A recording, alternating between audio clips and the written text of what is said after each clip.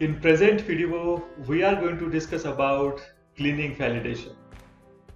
So in this video, we are going to cover the three important aspects of the cleaning validation. The first one is the cleaning validation itself. The second one is how to establish the MACO value, and third one is what is meant by worst case and how one can identify it. So let us begin the presentation with the very first point, what is meant by cleaning validation. And here we go with the presentation.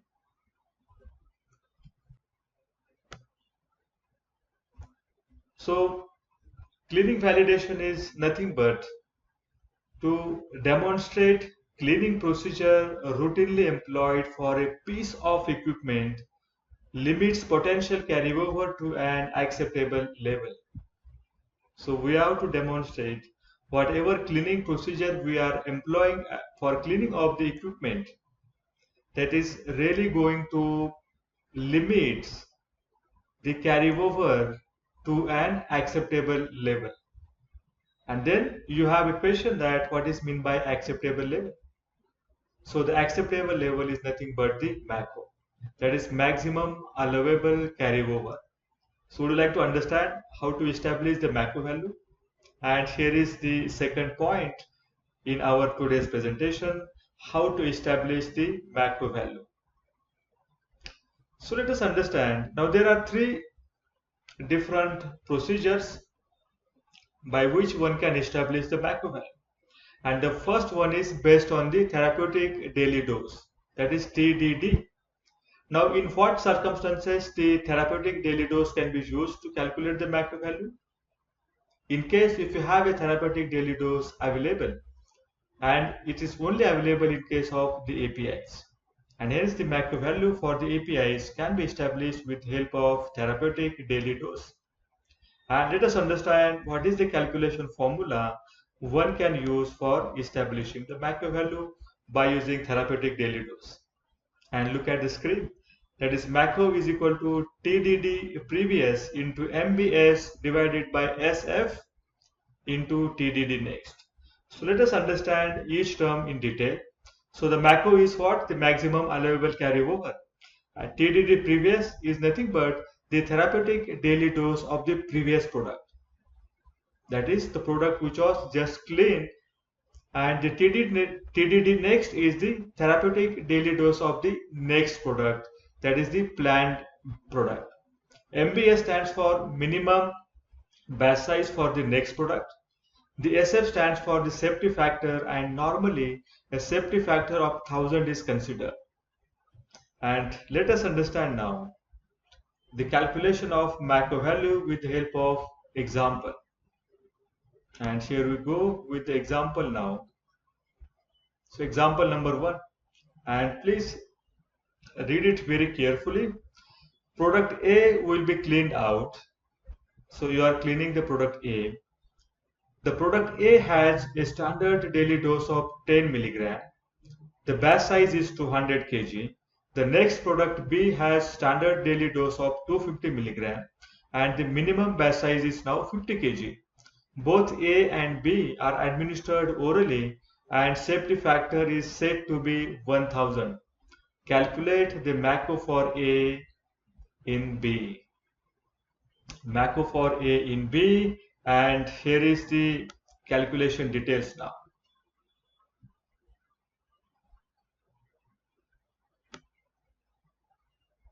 So the calculation formula is what? The MACO is equal to TDD previous into MBS divided by SF into TDD next. Now in this case, the product A will be cleaned out, and you are to manufacture product B. So you are going to estimate the carryover from the product A or of the product A into the product B. So your previous product is what now? The previous product is product A, and the next product is what?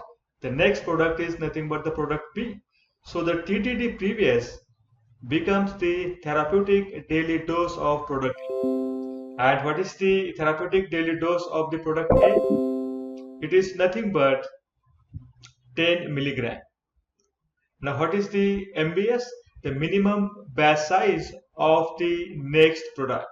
And what is the minimum batch size of the next product, which is happen to be product B now, and for that it is 250, it is for that it is now 50 kg. Look at here cursor, 50 kg.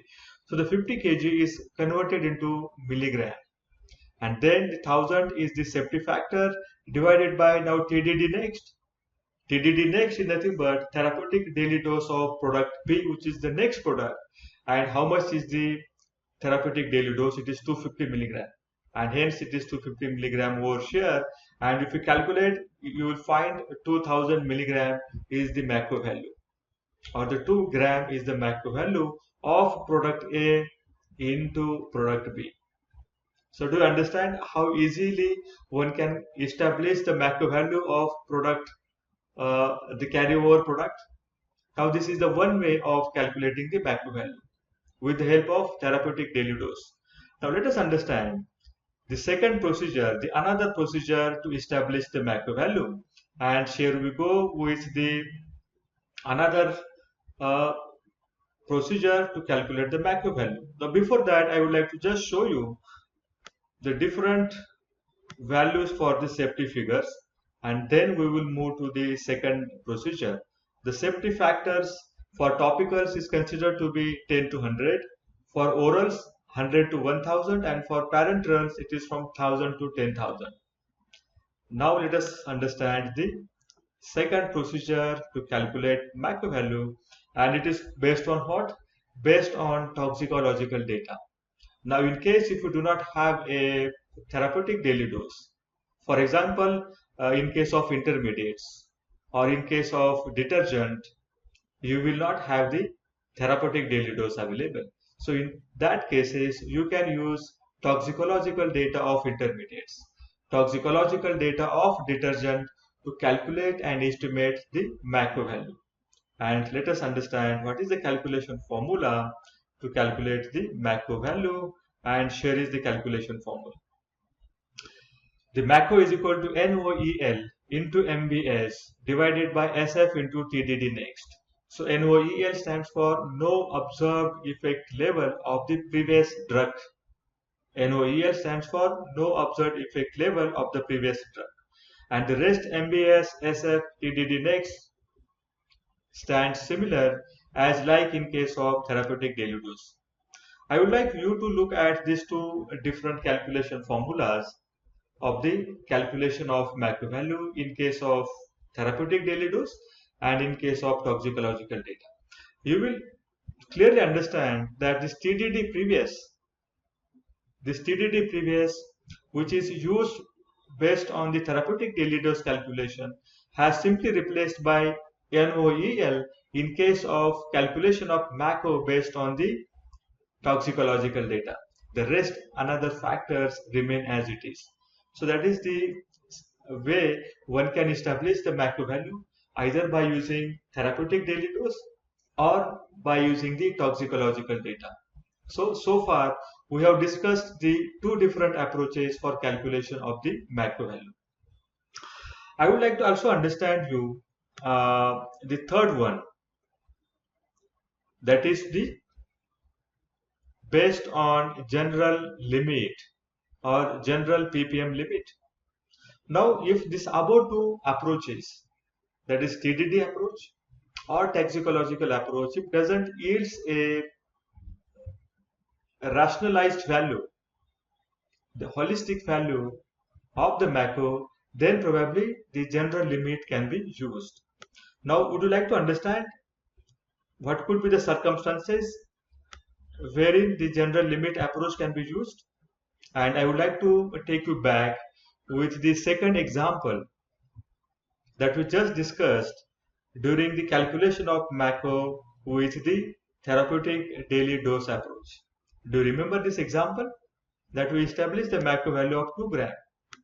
So in this example, what we calculated the carryover of product A into product B.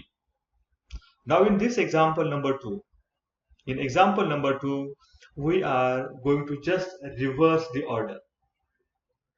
In example 1, we have established the allowable carryover of product A into product B. Now in example 2, we are going to establish the maximum allowable carryover of product B into product A. And if you want to calculate that, right, with the same example, now this will be the calculation.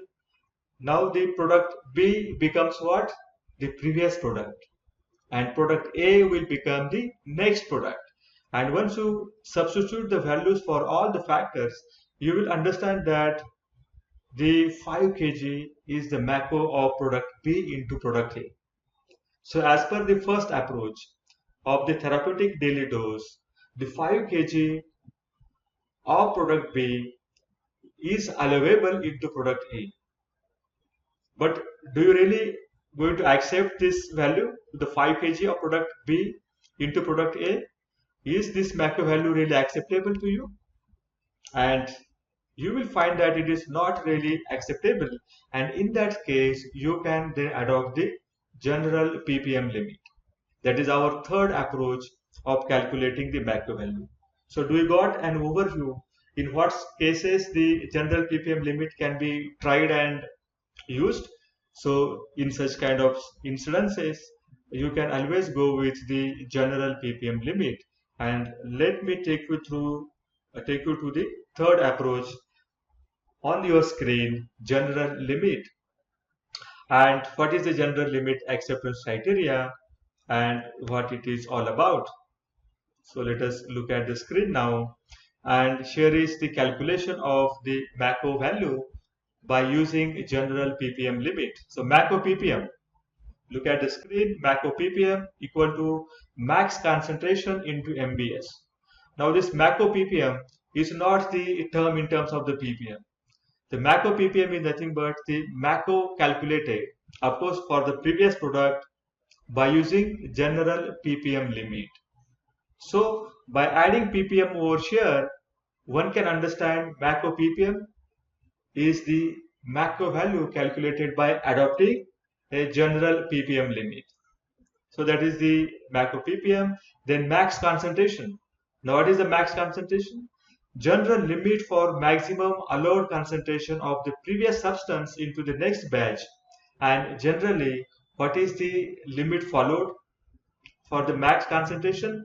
It is 10 ppm. You must have seen 10 ppm is the limit followed across many industries, many organizations. And then what is meant by MBS? MBS stands for minimum batch size for the next products in terms of kg. Now let us understand with the help of simple example how this general limit can be used to calculate the MACO value.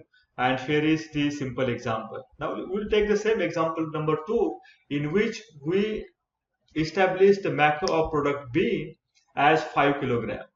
Do you remember this? And let us understand now how much is the MACO value we get when we use the general ppm limit. So the MACO ppm is equal to max concentration into MBS in terms of kg. Look at the screen, and the 10 ppm is what? Our general ppm limit. And 200 kg is what? Look at the batch size of the product A now.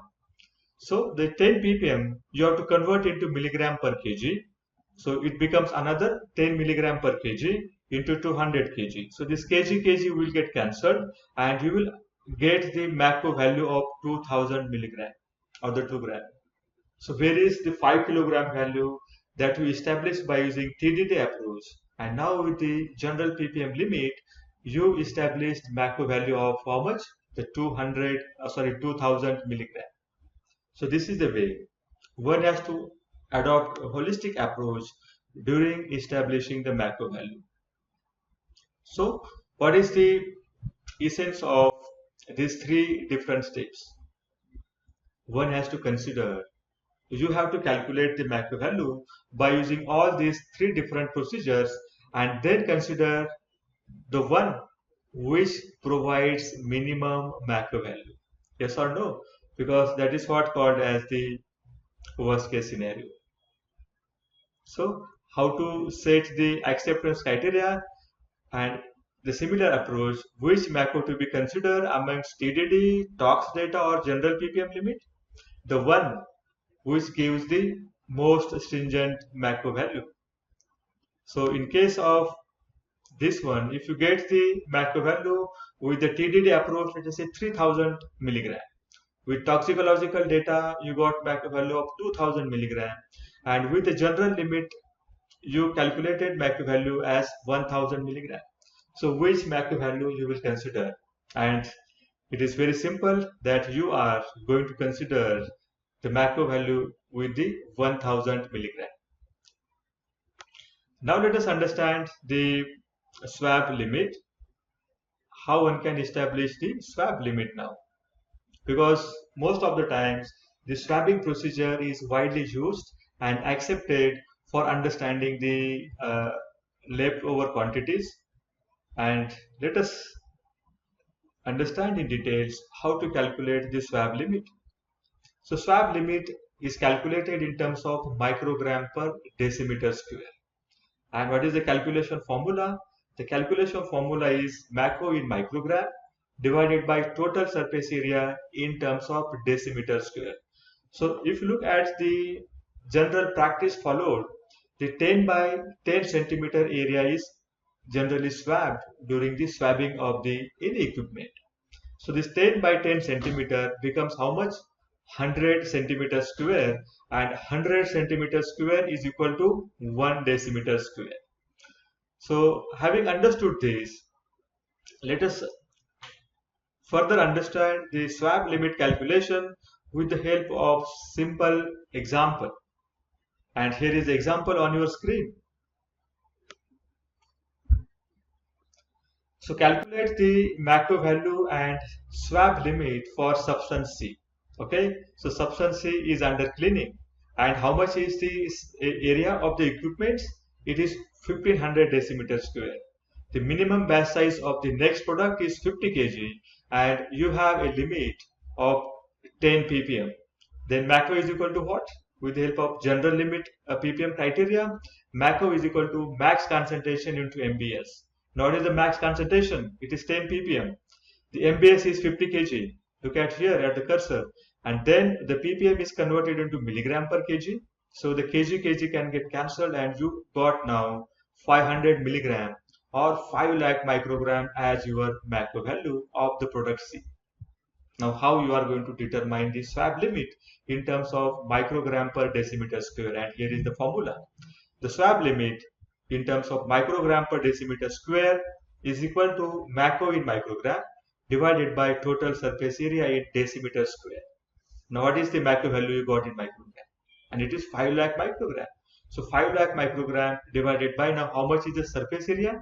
It is 1500 decimeter square, and once you calculate this, you will find 333 microgram per decimeter square as your swab limit now. So do you got an idea how to calculate the limit in terms of microgram per decimeter square per swab? Now having understood this, in reality, what is going to happen? We are going to take the swab, and further we are going to dilute that swab into a suitable volume of the diluent. It may be, let us say, 5 ml or 10 ml. Now this particular limit is for what? The swab surface area, the content of substance onto the per swab.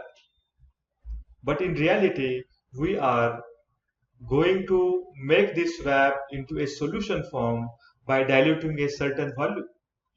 And let us understand how one can convert this swab limit from microgram per decimeter square to the ppm limit. Yeah, would you like to see this? And here is the details now. So what is our swab limit in terms of microgram per decimeter square? It is 333. And let us understand now how one can convert this microgram per decimeter square in terms of ppm. And here we go. So the swab limit is what? 333 microgram per decimeter square. Look at the cursor. Then how much is your swabbing area? It is 10 by 10 centimeter. So 10 by 10 centimeter becomes 1 decimeter square. Now what is your swab diluent volume? What is the diluent that you are going to add into a swabbing tube? And if it is 10 ml, I have considered the 10 ml is your swabbing diluent. And then the swab limit in ppm becomes how much? This is the calculation formula. The swab limit in ppm is equal to swab limit in microgram per decimeter square into swab area in decimeter square divided by swab diluent volume in ml. Now if you look at the formula, this decimeter square of the swab limit will get cancelled with the swab area in decimeter square, and you will left with microgram per ml, and microgram per ml is nothing but the ppm. So how much is the swab limit in microgram per decimeter square? Look at the figure 333. So 333. Now what is your swab area? You have swabbed 1 decimeter square and hence 1 more here. And what is your diluent? 10 ml, and hence the 10 comes over here. So the value is now how much? 33.3 ppm. So your final limit per swab is 33.3 ppm. Isn't it easy? And now let us understand the next step of identifying the rinse limit. So the rinsing technique is also sometimes used if swabbing is not practically possible, and this is the calculation formula to calculate the rinse limit, which is MACO in milligram divided by volume of the rinse in the liter. Okay, now let us quickly understand how one can establish the worst case scenario. How one can understand the worst case scenario, and here we go with the details.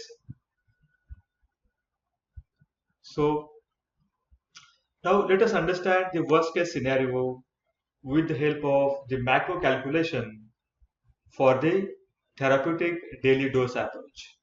Now in most of the organizations, it is always preferred to use the worst case approach, a single MACO limit for all the products and all the batches, because it is very tedious to remember and identify MACO value each and every time. And the worst case scenario is the more practicable and easy approach to adopt. So how one can establish the worst case scenario? And look at the screen. The MACO formula is what? The TDD minimum into MBS minimum divided by SF into TDD max. Now the safety factor, let us assume that it is constant, which may be a 1000 in case of a facility which is a non-parental facility. Then comes the TDD minimum. Now we have to understand in what cases I will get the minimum MACO value. That is going to become your worst case scenario. So looking at the formula, you will understand that if the numerator values are minimum, I will end up getting the lowest value for the MACO value. So the TDD minimum is what? The therapeutic daily dose. Right? Now which product has the minimum therapeutic daily dose? Out of your all products that you manufactured into your facility.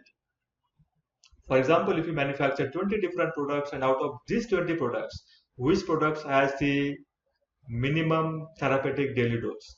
So that must be your target value over here. The minimum batch size now. So out of all these 20 products, which product has the minimum batch size? So that must come over here. The SF is safety factor and it must be common for all the products. Now comes the TDD max. Now this TDD max should be a therapeutic daily dose with the maximum value now, because with that you are going to end up with the minimum MACO value. So which product has the maximum daily dose? Now that product must come over here. So once you substitute the values for here, you will end up getting the worst case MACO value, and that MACO value can be used across the all cleaning procedures. This is the way the worst case can be identified. The second point is where to swab, and while selecting the swabbing places, one can consider these 4 different points. The point number 1 is sampling location. So the sampling location must be selected, which is the difficult location for the cleaning. Difficult location for the cleaning. So the geometry of shape versus the flat surface. So flat surfaces are very easy to clean, but the geometric shape, the curvature may be not that easy to clean. So one can select the curvature, the geographical geometry shape to select the for the location for the sampling of the swab. Then more difficult to have contact of cleaning solvent. Now within the equipment, which location is difficult to have a contact for the cleaning solvent? That location, that place can be selected for further swabbing. And the fourth one is the appropriate physical action is lessened due to location. So which is the location of the equipment wherein the operator cannot be reached very easily, and then the cleaning cannot be happen very effectively. So that becomes your worst case location. So during this presentation, I try to explain you what is meant by MACO value, what are the three different procedures to evaluate the MACO value, and finally what is meant by worst case and how one can select the appropriate swabbing location. So I hope this video must have given you an overview about the cleaning validation. So thank you very much for watching this video till end, and I will meet you soon in another interesting video. Till then, take care and bye-bye.